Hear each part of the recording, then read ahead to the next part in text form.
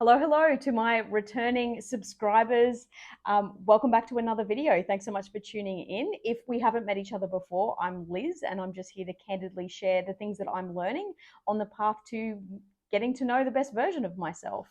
So in today's video, it's a sort of wrapping up of sorts, I suppose, on my most recent adventure to the Red Centre of Australia, my most recent and most impactful solo road trip I've done to date. And I really wanted to unpack my three big life-changing lessons that I have discovered whilst going on this solo road trip. And I wanted to share them with you to see if A, you can resonate with these big lessons yourself, if you've been a solo traveler yourself, or if you're someone who has not solo traveled before, but you're curious about it and you're looking into content that might inspire you to take the plunge, and I'm here for it. A moment to appreciate the aesthetics of this video. I have a plant here, which of course I intentionally placed, but I also have a whole bunch of trail running backpacks behind me. Please excuse those. But anyway, we'll jump into my very first sort of life-changing realization in this road trip adventure. Throwing yourself into experiences really is one of the best ways to grow. I think it's certainly a really big step in having the amount of self-awareness to realize that you need to grow and things in your life need to change. But I think sometimes what's harder is trying to unpack, how do we do that? How do we make things change? How do we grow? How do we turn into the kind of person that we want to be? And what I've realized, and I kind of realized it accidentally, is the best way to get there is to just constantly expose yourself to new challenges, to new experiences. I can contribute so much of the growth that I've experienced over the last 3 years due to these random experiences I keep throwing myself into, honestly. It'll just be this random, spontaneous idea I've gotten from somewhere, whether it was from a conversation I've had with someone or from some form of social media, from maybe one of the other adventuring accounts I follow or something like that. I get this idea in my head and then I start immediately taking steps towards doing that, even though I don't know if I'm going to be able to do it. I don't know if I'm going to like it. I don't know if anything's going to go wrong, but I've just got this idea in my head and I kind of just relentlessly pursue that. And what tends to happen, and I'm not the first person that's spoken about this, I think in one of my previous videos I spoke about this in terms of the book by John Kim, Single on Purpose. Highly recommend that book if you haven't read it. And it's actually a book that he recommends even for people who are in relationships. It's just about finding the core of yourself, finding yourself. And in that book, he talks about this as well. It's something that I actually started experiencing this even before I read this in the book. So I was really nice to see that there are other people out there who also feel this way and also see experiences as one of the biggest facilitators of growth. And I'm sure there's many others that speak about this as well. But it's only through the experience that you then learn new things about yourself. You can't learn new things about yourself if you're not having new experiences, right? So you have to have these new experiences. You learn something new either about yourself or about the world around you. And then with that new information, you level up as a person into this new experience and you have this new lens that you can then go on future experiences and have future lessons from those experiences. So it's sort of this like stepping up process that I've noticed from each experience that I have. And honestly, I think that's a nice little segue into the other two lessons that I've learned on this road trip. It's through throwing myself into this experience that I then learned the next two lessons that I'm about to introduce to you. Lesson number two was a pretty breathtaking lesson in the kindness of strangers. So I'm going to unpack this in full detail in another video coming to you soon. But essentially, I was in the middle of the desert in the Northern Territory with no phone service, and my car broke down. It was the worst case scenario, and it came as a surprise. I just serviced my car the week before I'd left. It was an absolute clear bill of health for her, and was checking in on her, and essentially the radiator exploded. We think it's just down to the fact that it's a 16-year-old car. It's made of quite like older plastic. That's the only thing we can come up with as to why the car broke down in this quite spectacular fashion that it did. But yeah, my car broke down in the middle of nowhere with no satellite phone. There's a reason why I didn't have the satellite phone. I'll unpack that in the next video. But yeah, it was worst case scenario, you know, and a huge reason why that wasn't a Wolf Creek situation. And I actually came out of that situation completely unscathed and completely okay was because of the kindness of the people that I met. One of the people, not to completely take away from my future story, but there was the kindness of three men who did not know me, who owed me nothing, not obligated to help me in any way, and they went above and beyond to help me get out of that situation.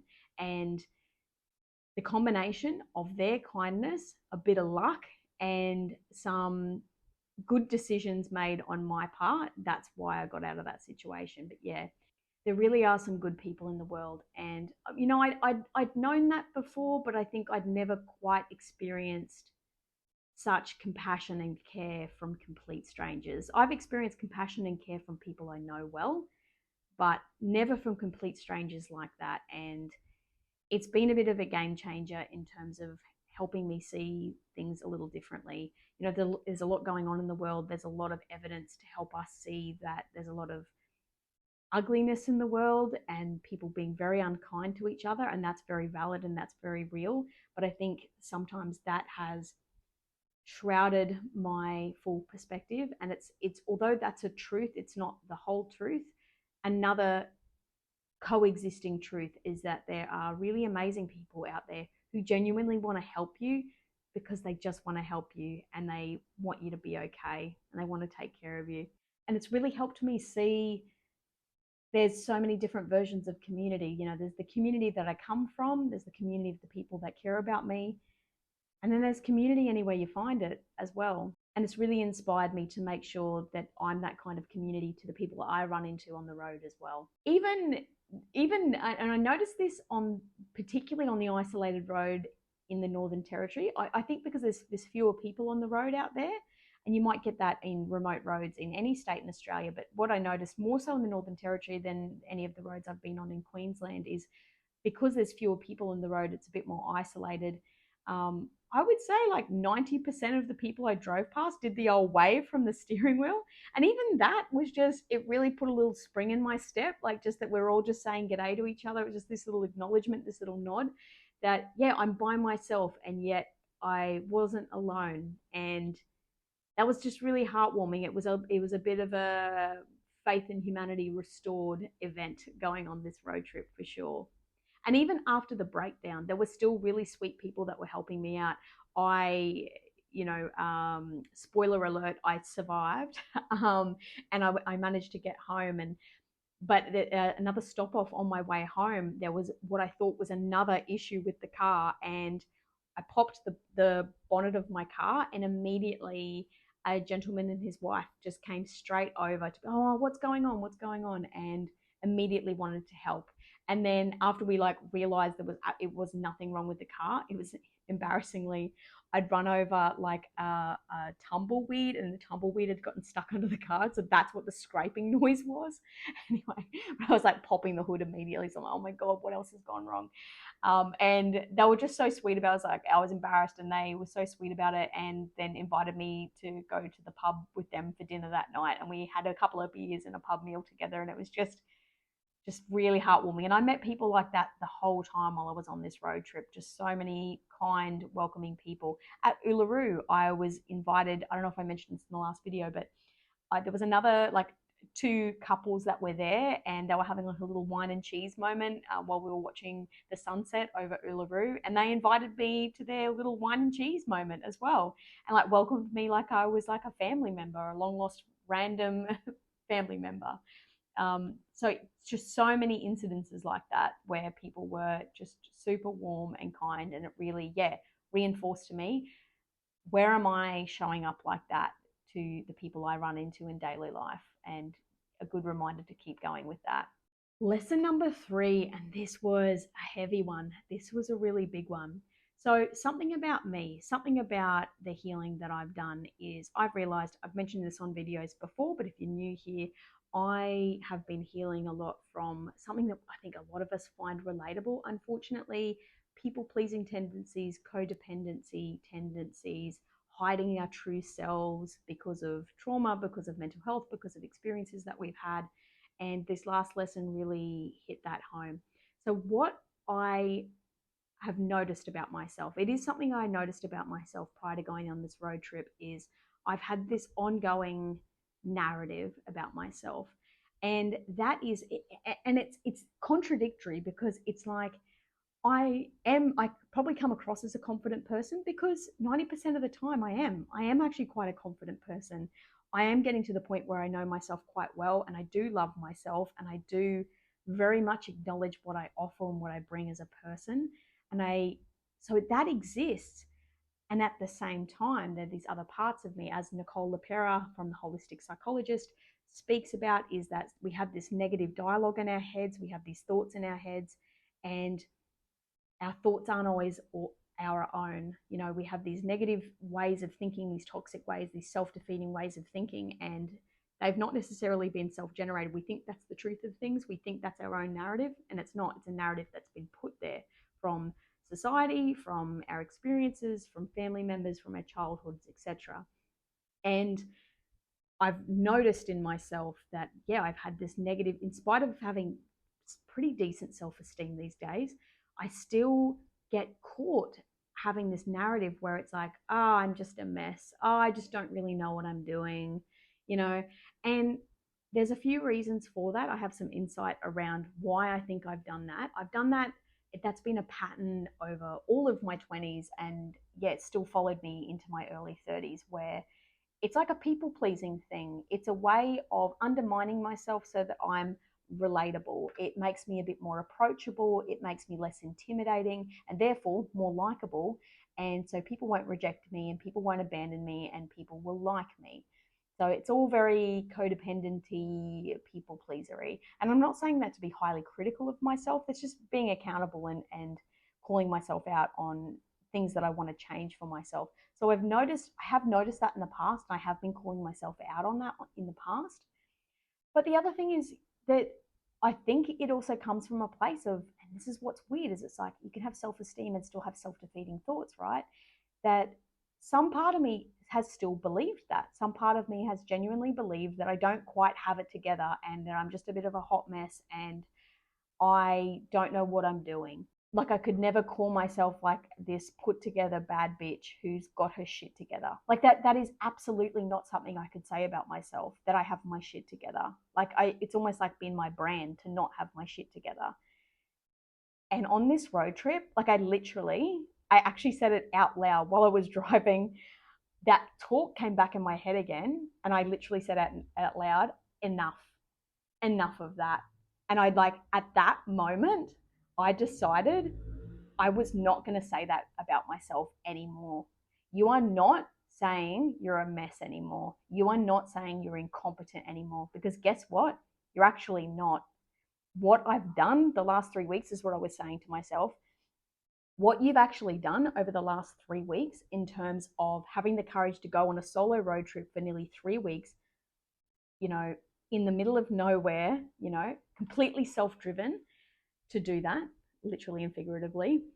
You broke down, you handled it, you know, you made some savvy decisions, you, with the help of strangers, saved yourself from that situation. You are participating in self-development, you're trying to heal your wounds, you have taken the courage to start a YouTube channel, you started running. Even when you've got big things going on in your life, you still try to be a good friend to people and a good family member to people, you still hold space for people, you still try to have like a, you know, an optimistic outlook on life in spite of the things that have happened to you. Like, enough, you know, enough of this. There's just too much evidence now. Through my first point that I made, my first aha moment of this trip, the giving the gift of experiences, like that's what experiences do, is the more new experiences you have, the more evidence you have behind you to prove to yourself that how capable you really are, and the character of the person that you have. There's just too much there now. There's just too much that I've done for myself to tell myself otherwise at this point. There's this the cookie jar analogy that David Goggins talks about. I don't necessarily agree with everything that Goggins says, but I really liked his cookie jar analogy that when you're going through something really, really challenging, every time you go through something challenging, that's like a cookie that goes in your cookie jar. And then the next time you go through something challenging, that's another cookie in the cookie jar of like evidence of you being able to overcome something. You get enough cookies in that cookie jar, anytime you experience adversity, then you can look at all the cookies that are in that cookie jar, all the times that you've overcome something, you've been courageous about something, you've been brave, you've taken responsibility, you've been kind, you've made some good decisions. That's all in that cookie jar. You cannot deny that to yourself anymore. So that was a big wake up call for me of just like, get it together, girl. Like, I'm not perfect. I certainly would not want to advertise myself as that. I still have my own faults, and I'm certainly not a superhero human, but I'm also not a train wreck. Like, I'm not going to keep telling myself that anymore. I'm just not. Not every decision I've made was a bad one. It just isn't. I've made some good calls. I actually have made some good calls, and so have you. I would encourage you to think about that as well, of just like, what is the ongoing narrative that we have in our heads about ourselves, even if it's like something that's been a bit subconscious for a while. And it was for me. It was just this little subconscious little narrative. And as I just, over time, I started paying more and more attention to it. And I was like, you know what? That might be true sometimes. Like, I may not have it fully together sometimes, but that's as far as I can go with that thought now. Sometimes things feel like a mess, but I cannot say anymore, yep, 24/7 train wreck.